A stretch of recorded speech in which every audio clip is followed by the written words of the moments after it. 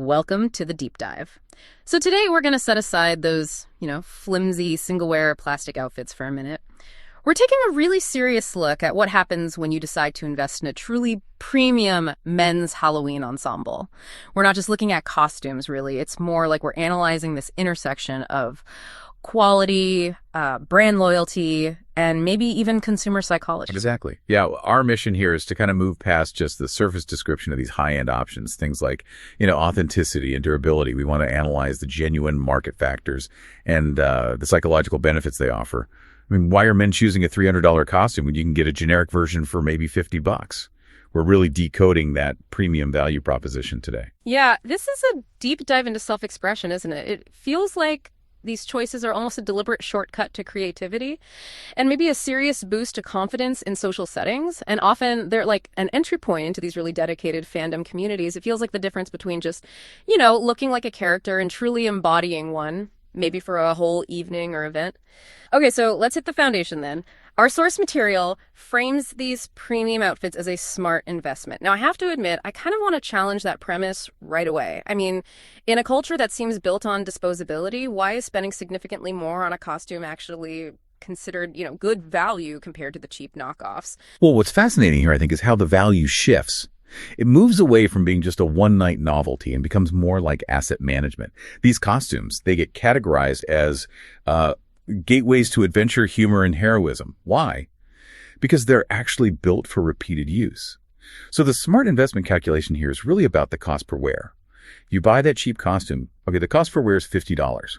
Because, let's be honest, it's probably going straight in the trash on November 1st. Ah, okay. So you're suggesting that the higher comfort, the guaranteed durability, it actually transforms the garment into something reusable, like for conventions or themed parties, or maybe even just the next few Halloweens. Precisely. Yeah, the core benefit is definitely the enhanced comfort and those authentic details that you really need for extended wear. Think about an 8-hour convention or maybe a whole series of parties. The cheaper polyester versions, they just can't handle that. They rip, they get uncomfortable, and the psychological payoff, well, that comes from knowing your outfit looks good, it's crowd-pleasing, and it's guaranteed not to, disintegrate halfway through the night. Okay, that makes sense. Let's unpack this then with our first category. This is where tailoring seems to meet role play. We're looking at the men's Captain Jack Sparrow costume, specifically the X-large size. I mean, this character demands a very specific, detailed appearance to really pull off that swashbuckling wit and adventure, right? Right. And the premium status here, it's defined by the craft of the texture.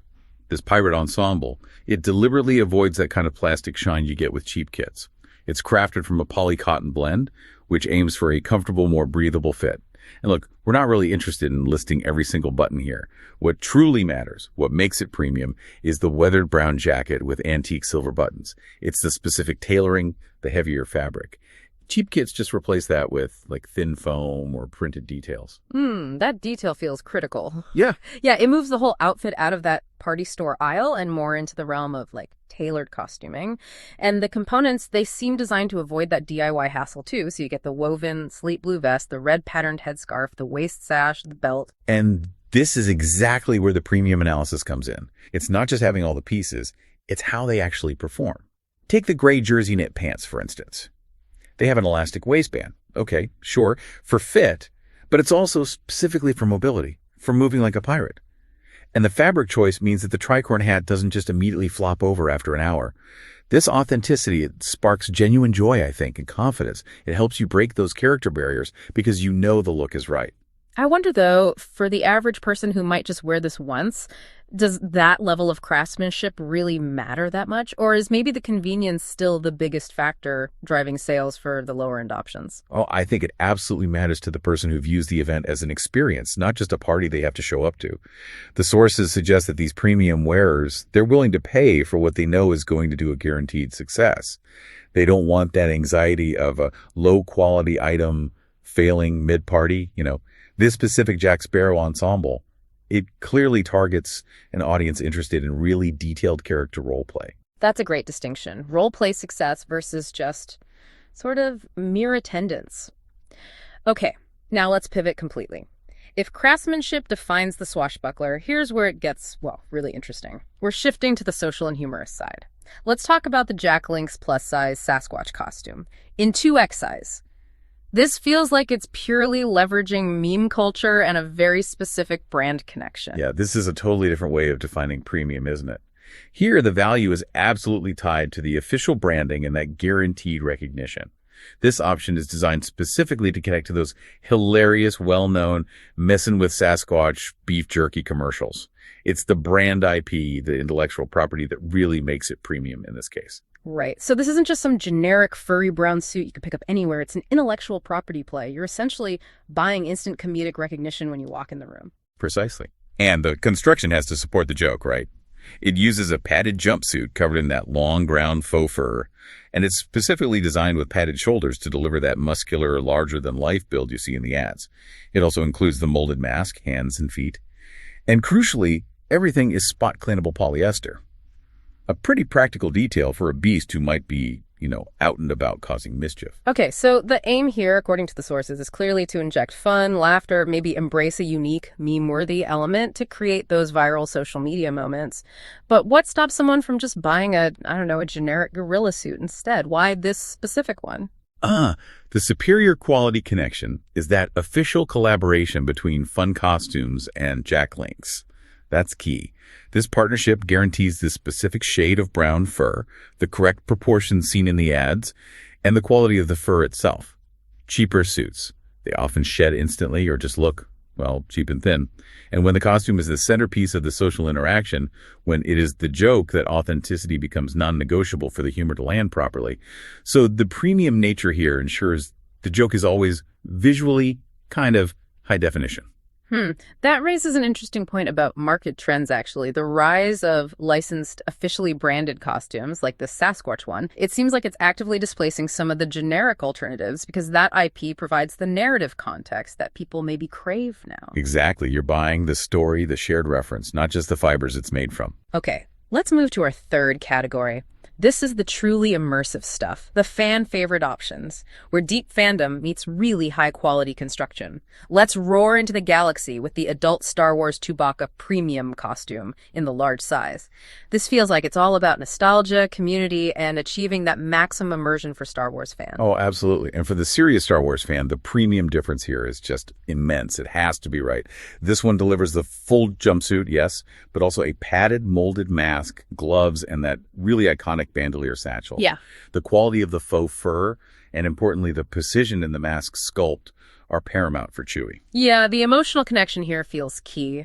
Chewbacca represents, strength and loyalty, so wearing a high-quality costume probably helps the wearer feel genuinely connected to the saga, right? A feeling that some flimsy suit could never really provide. The sources really highlight that. For series fans, the look must be screen-inspired. It can't just be close enough. This premium option delivers screen-inspired molded precision in the mask. And it uses internal padding to ensure you get that Wookiee's bold, instantly recognizable silhouette.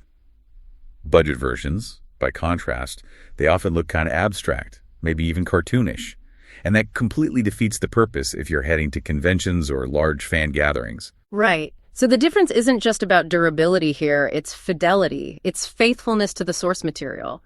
A premium Wookiee suit like this is essentially cosplay-level equipment, just designed for retail convenience. And that really speaks to the longevity and the fit, too. Quality construction usually ensures a better fit, which means more comfortable extended wear, better movement. All essential if you want to walk around a convention floor all day as Chewbacca. It's definitely built for that community that demands authenticity. Okay, so when we synthesize the themes, then, across the tailored roleplay of Captain Jack, the licensed humor of Sasquatch, and the high-fidelity fandom of Chewbacca, what are the recurring factors that really define premium for this particular consumer base? What ties them together? Well, I think it really boils down to maybe three distinct pillars. First, there's a superior craftsmanship and materials that guarantee extended comfort. That's huge. Second, it's the leveraging of recognizable licensed intellectual property, the IP, which ensures immediate social success or recognition. And third, it's those authentic details that elevate the whole experience from just dressing up to true character immersion. Okay, so reinforcing that value proposition, the choice to buy premium seems to transform an ordinary social event into something more like a memorable adventure. You're not just wearing an outfit, you're leveraging an asset almost that's designed for guaranteed social impact and, crucially, physical longevity. Ultimately, then, these high-quality costumes are being redefined. It sounds like they provide better value for money through that guaranteed durability and the extensive attention to detail. It's really an investment in recurring entertainment, not just a one-off purchase. Exactly. And this leads us to our final provocative thought for you to consider. If these premium costumes are explicitly designed for longevity and repeat use, and if that licensed IP guarantees the visual success of the character, does the rise of this kind of high-quality pre-made apparel signal maybe the slow death of the creative handmade DIY costume? And what might that mean for creative expression in the costume world moving forward? That's definitely something worth mulling over.